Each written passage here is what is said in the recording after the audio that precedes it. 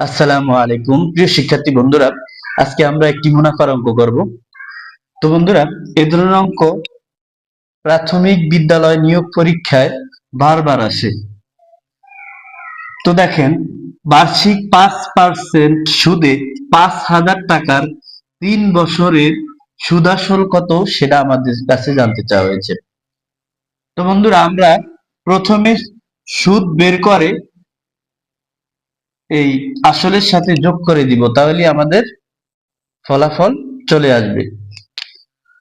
তো আমরা সবাই জানি সুদ বা মুনাফা আই ইকুয়াল পি এন আর, অর্থাৎ মুনাফাকে প্রকাশ করা হয় আই দ্বারা। তো এই মুনাফার সূত্র হচ্ছে পি এন আর। তো পি বা আসল হচ্ছে এখানে 5,000 টাকা, আর এন মানে হচ্ছে সময়। তো এখানে সময় দেওয়া 3 বছর,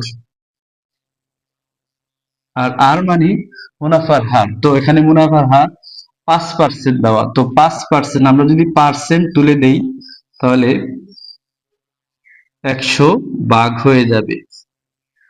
তো বন্ধুরা, এখন যদি আমরা ক্যালকুলেশন করি 0,0,5,0,0 বাদ, এখন দেখেন 3×5 = 15, 5×15 = 75, আর এই শূন্যর শূন্য। তো এখন আমাদের কাছে সুদ আসল কত সেটা জানতে চাওয়া হয়েছে।